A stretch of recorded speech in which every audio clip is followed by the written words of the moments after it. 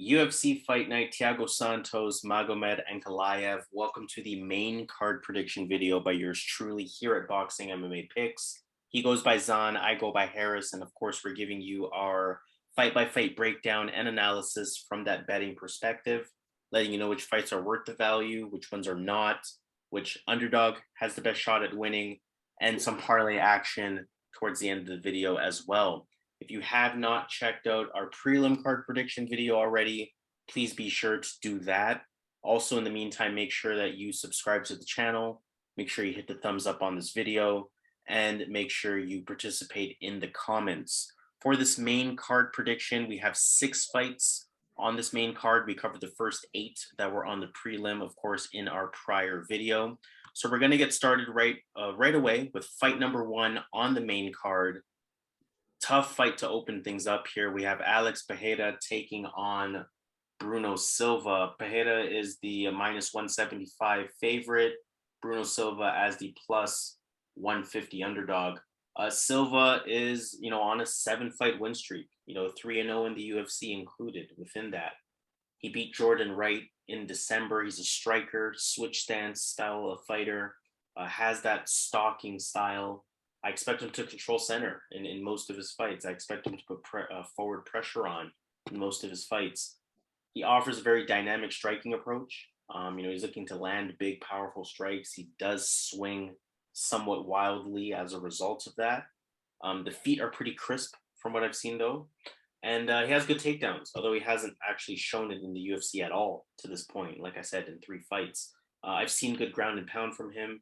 I've seen good takedowns from him. So it's going to be interesting to see if he resorts to that in this fight, going up, of course, against Alex Pereira as the as the kickboxer, as the Muay Thai fighter. Pereira has a very impressive win in his debut versus Andreas Michailidis in November. He's on a 4-fight win streak in general. Very inexperienced from an MMA perspective, only 5 professional fights. But this is a fighter with an extensive kickboxing background. Mentioned this the last time he fought as well. You may know him as the guy that handed Israel Adesanya his only kickboxing loss via KO TKO. So that alone should speak to his striking ability, especially with what he was able to do in his debut and how he ended that. I think it was a jumping knee. Good at coming forward, very patient, closes distance on his opponents, good high kick, good body kick, good knees. These are all unsurprising comments in a lot of ways. Good short hook, and again, great power, like we saw in that last fight. He was taken down in his debut. He was also controlled against the cage a bit. And of course, that's his weak spot as a kickboxer. So like I said, although he was able to get back up, like I was saying, it's going to be interesting to see if Bruno Silva, resorts to that. You have to think on paper, Bruno Silva definitely has the MMA advantage here, the overall game advantage here. He has the takedowns. Again, very interesting to see if he's going to use it because he hasn't in 3 UFC fights.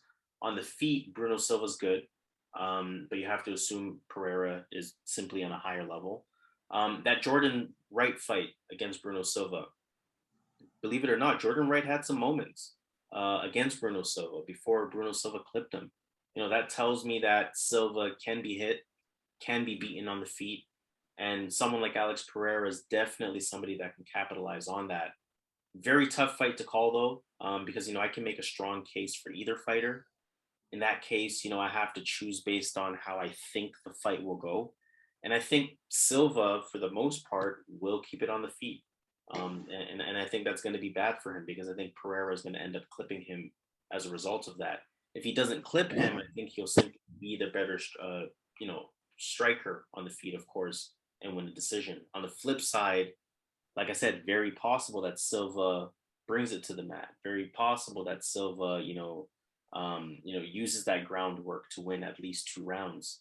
I think Silva might be the smarter pick, especially as an underdog here. He may be the more valuable pick, but I'm going to pick based on what I think will happen, and I think Silva will want to keep it on the feet long enough, maybe to try to prove something to a point where Pereira will catch him. So Alex Pereira will be my pick. I think it's going to stay on the feet long enough for him to end it. Yeah, that's the unfortunate decision I think Silva's going to make as well, because he's falling in love with his stand-up. He has a lot of knockouts, a lot of first-round finishes. So he might, and again, his stand-up is really good. Like he could. This is MMA. This is a different game. The gloves are different. So defensively, Pereira is going to be dealing with a different element here. He doesn't have the big gloves for defense. He's going to have these small gloves when he's blocking. Um, Plus the power, plus the everything's different. This is not Bach. This is not. Um, so we got to give Silva his credit here. This guy can clearly stand with Pereira, but should he stand with him? Definitely not, because he has a ground advantage. I've seen some fights in the past where he's able to get the fighter to the ground, ground and pound. Even in the second round, I seen him go for a takedown and land a takedown.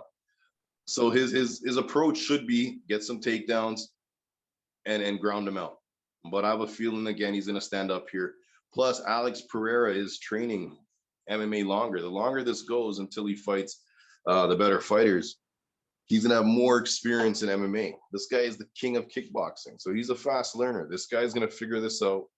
He's working with Glover Teixeira, so he's going to have better takedown defense in his last fight for sure.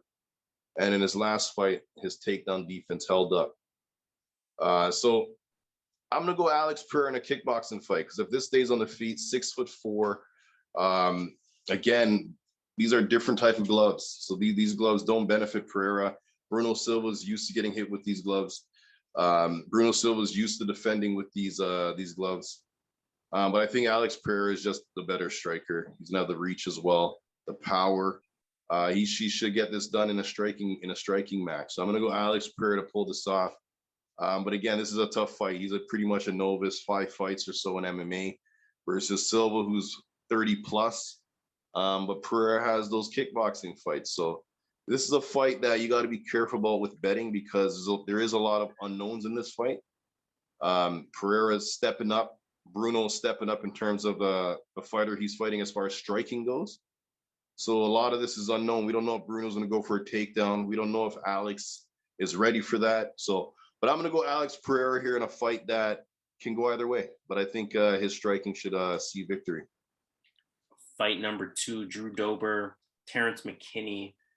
Drew Dober on a 2-fight losing streak, albeit Islam Makhachev and Brad Riddell. Can't be too mad at that. Decent overall fighter, decent on the feet, southpaw in his stance, good pressure. He's going to control center. He's going to press forward, decent combinations. Usually keeps it on the feet though. Only 0.8 takedowns per fight. Good power. You look at his last 3 wins; they're all via KO, TKO. Even in his loss to Brad Riddell, he had Brad Riddell hurt on the feet in the first round before Riddell was able to pull that one off. You are able to take him down, only 55% takedown defense, definitely slows down as the fight goes on. Otherwise, Drew Dober is one of those very solid competition for anyone. Can't be taken lightly, and it's not surprising that he is the favorite here. He's the more proven fighter. Going up against Terrance McKinney, he's on a 5-fight win streak. Of course, we just saw him a few weeks ago beat Fares Ziam, 100% finish rate. Of his 12 wins, 5 via KO, TKO, 7 of them via submission.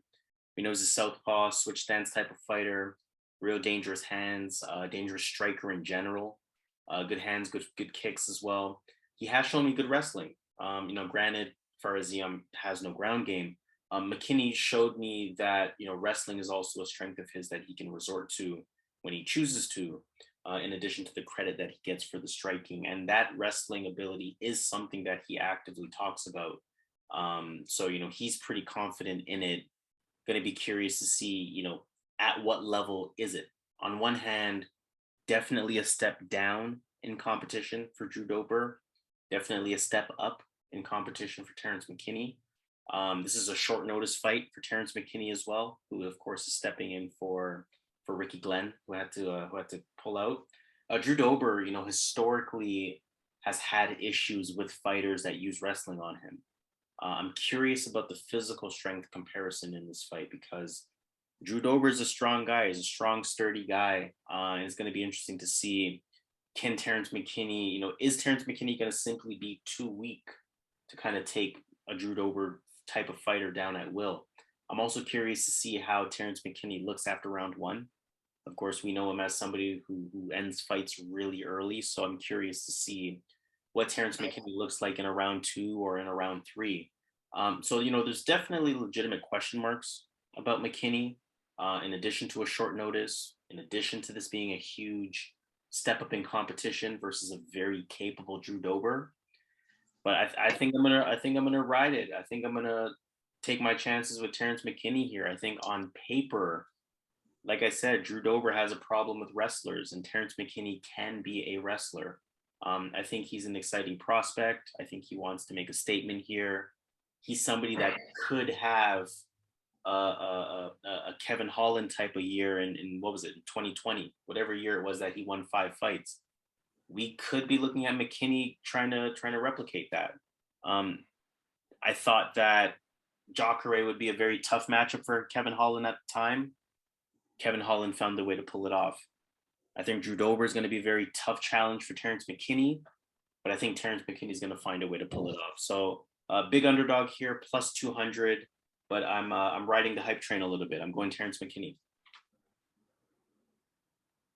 Yeah, this could be too far of a step up for Terrance McKinney. Drew Dober is game. This guy is experienced fighter.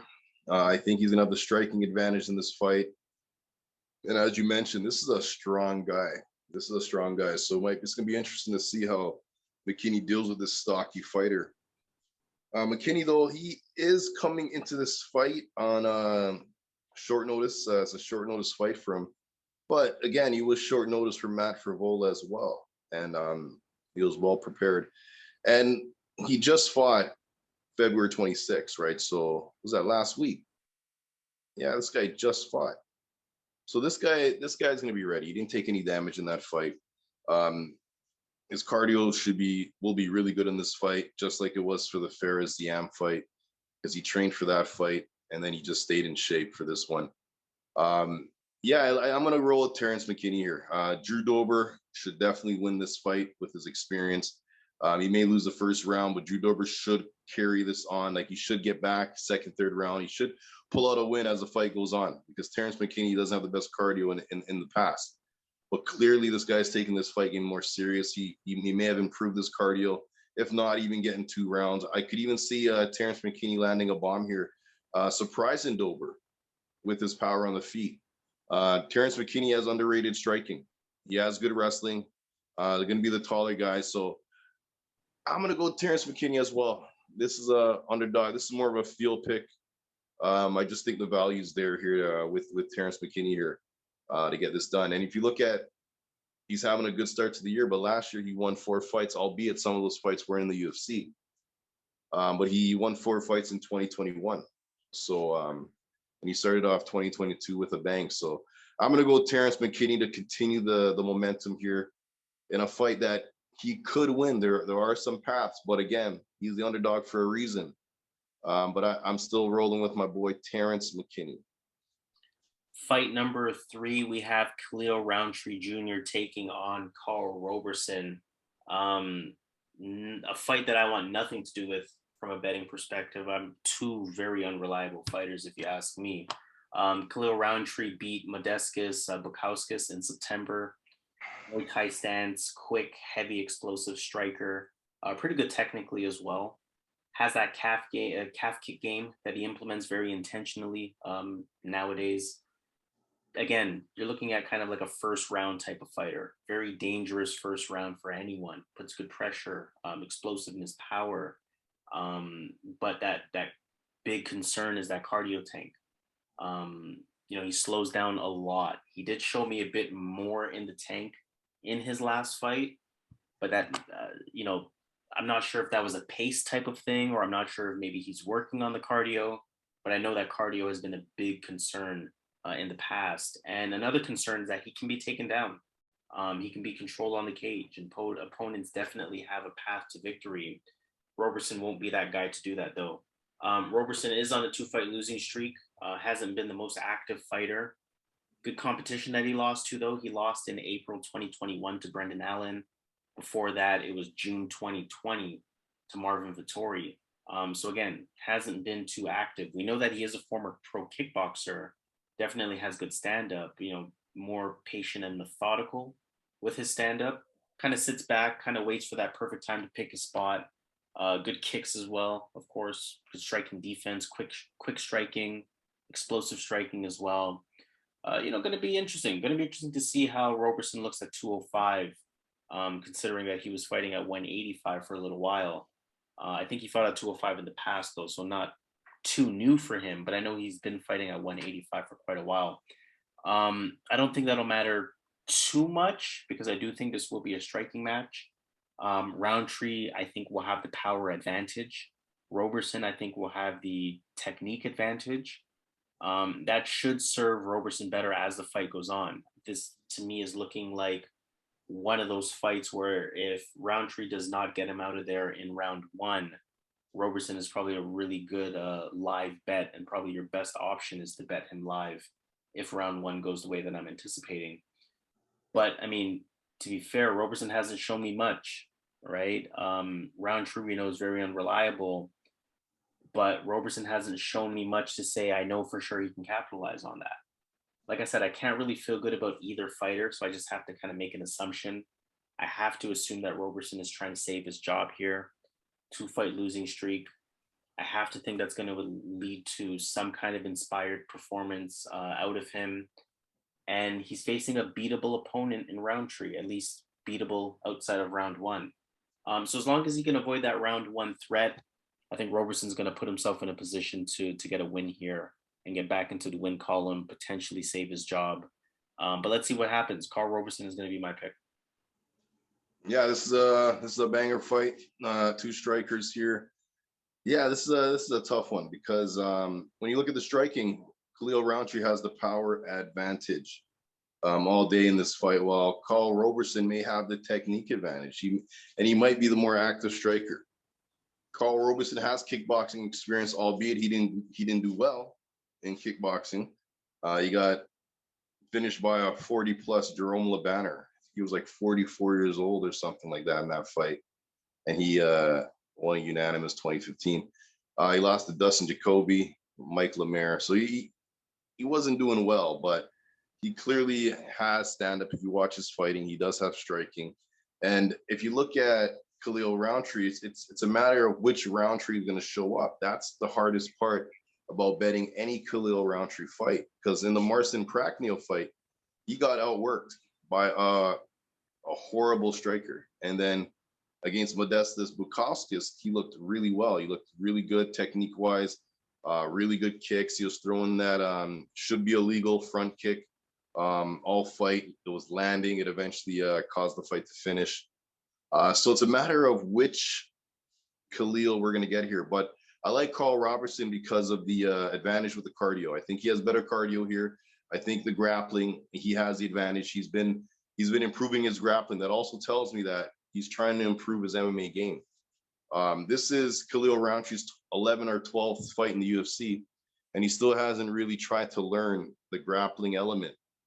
He's kind of sticking to the sprawl and brawl. He doesn't really want to learn the rest. While when you look at Roberson, he's taking that path to learn the whole game, to get well-rounded. So I think that's going to serve him in this fight, having the better grappling and the know-how in the striking, to be competitive in the striking, stay away from danger, eventually get the clinch. Eventually, I could see Khalil Rountree getting tired as the fight goes on, and Karl Roberson winning an important third round to seal the win. So I'm going to go Karl Roberson here to get this done. Fight number 4, Sodiq Yusuff taking on Alex Caceres. Alex Caceres, don't look now, but he is on a 5-fight win streak, definitely having a second wind in his career at 33 years old. I feel like he's a lot smarter of a fighter now than who he was in the past.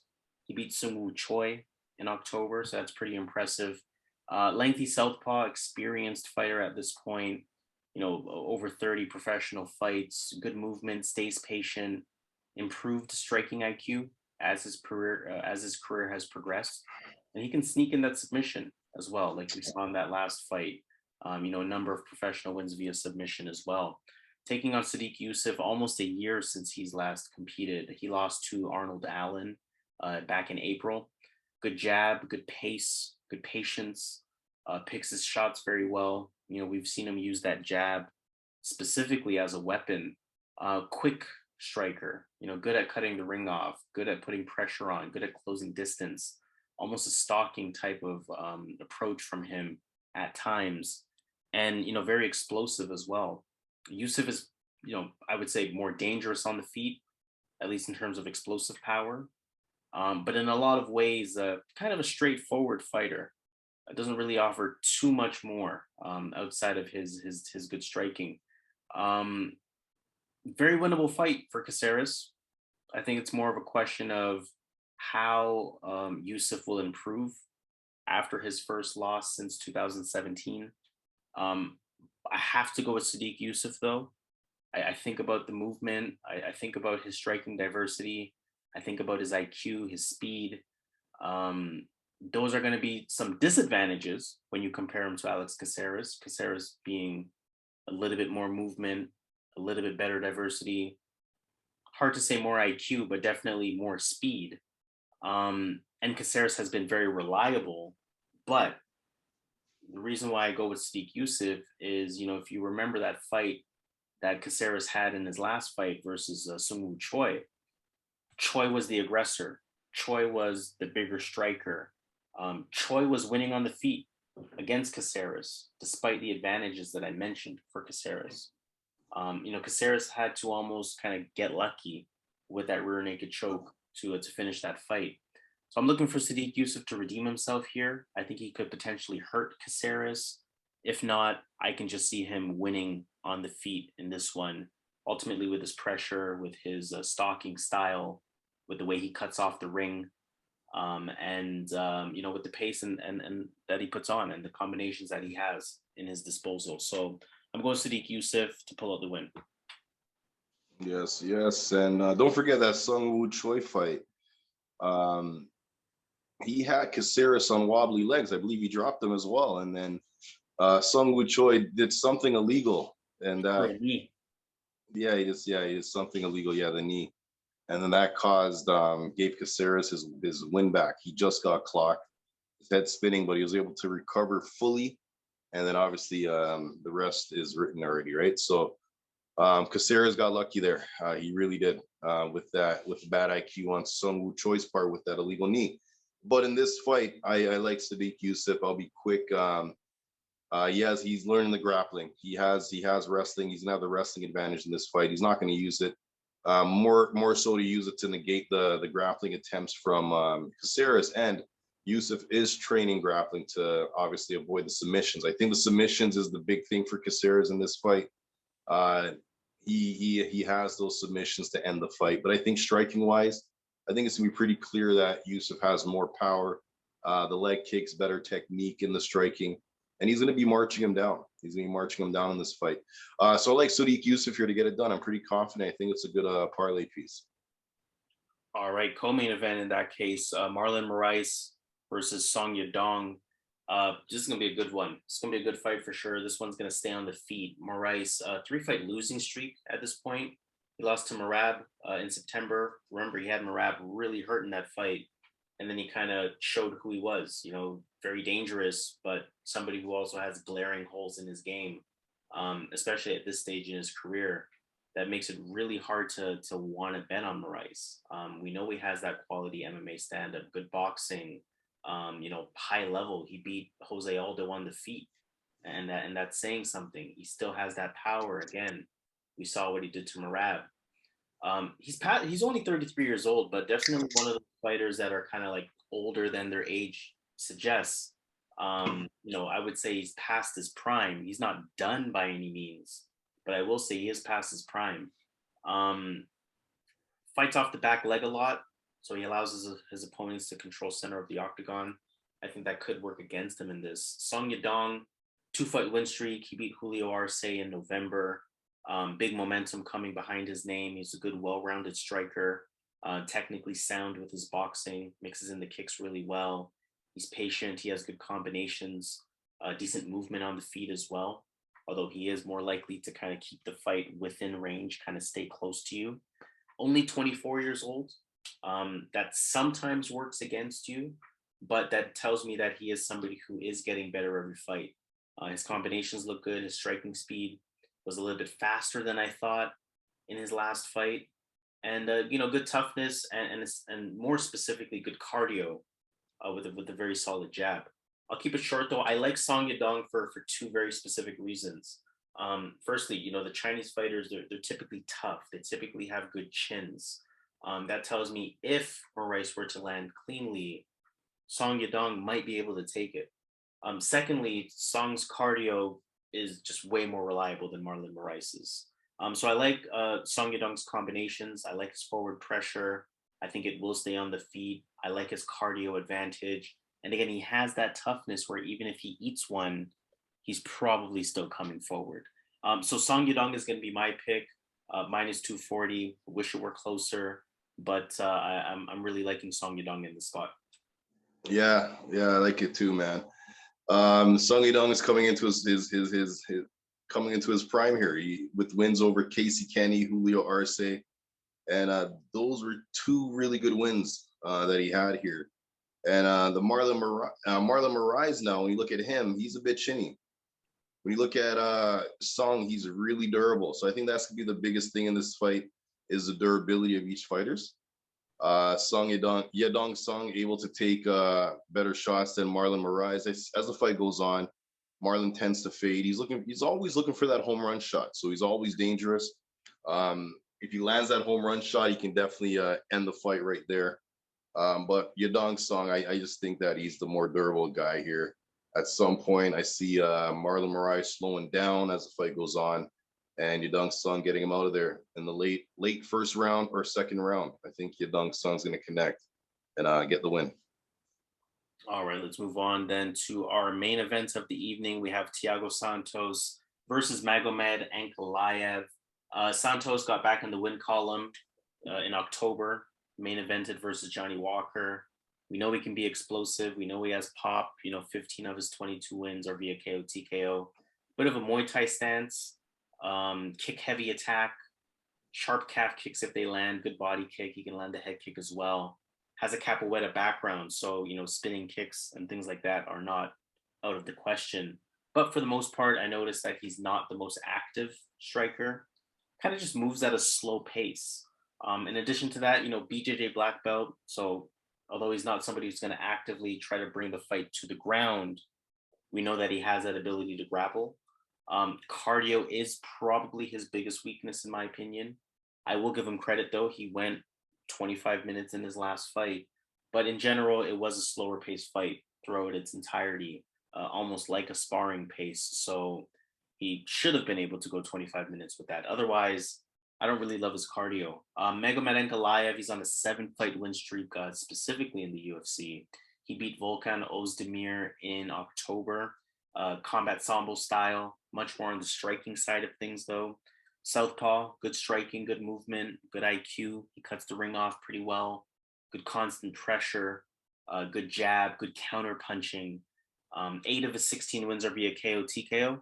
So you got to respect his power as well. Good takedown defense. Might not matter in this fight, but does have good takedown defense. And what was really interesting was that, or what is really interesting about his game is that he can show me an intentional takedown game when he wants to, especially when I look at his last fight versus Volkan Ozdemir. He wanted to bring the fight to the ground at certain points in time, and he was able to do so. Statistically, still just over 1 takedown per fight. So not a smothering wrestler, not somebody who's going to resort to it all day, but we know that he has it. Unsurprising, being a Russian fighter.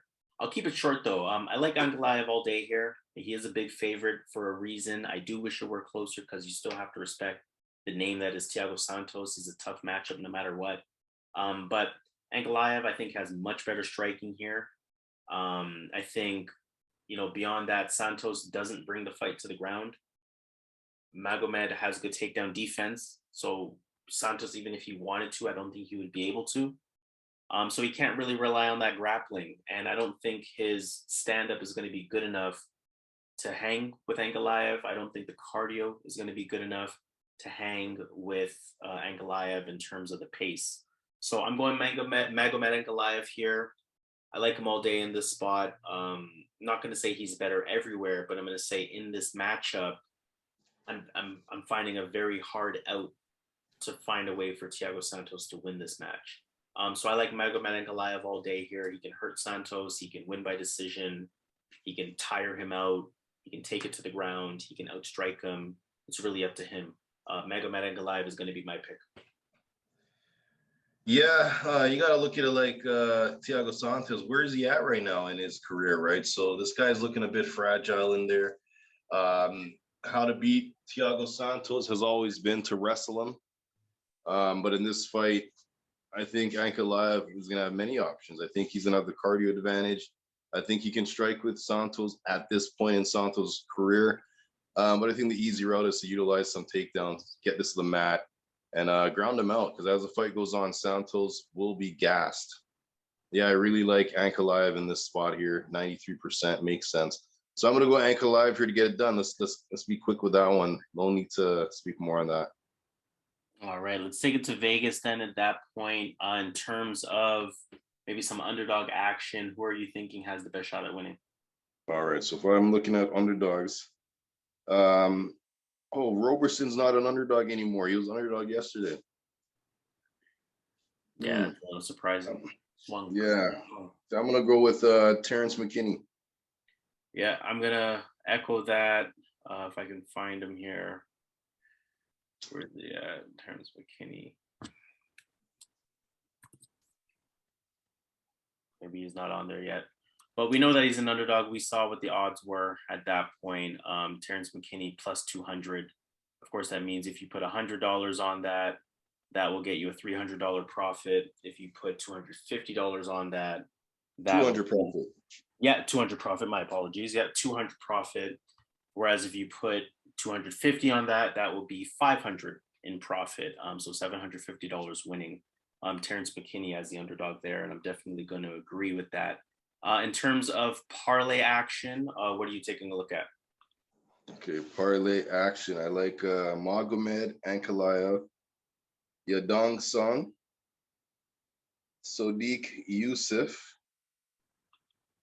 Man, that's gonna get it done. That I know it's not gonna pay the most, but that should definitely be a winner. Yeah, and it should be a winner because that's exactly the parlay that I have as well. And when we're in sync like that with both the underdog and the parlay, it's usually a good sign. $100 would get you 231 on that. $250 will get you 577 on that. Again, forget the huge payout. Let's go for the win. It's more than double up. Why wouldn't you go for that for 3 fights that are very likely to go in our favor? But let's sign off on that note. Of course, make sure you subscribe to the channel. Make sure you hit the thumbs up on this video and make sure you participate in the comments. We want to hear from you. How do you feel about our picks? How do you feel about our parlay pieces? How do you feel about our underdog pick? Do you feel, Terrance McKinney, are you continuing to ride the hype train? Or do you feel like it's a little bit too much for him to take on Drew Dober? We definitely want to hear from you.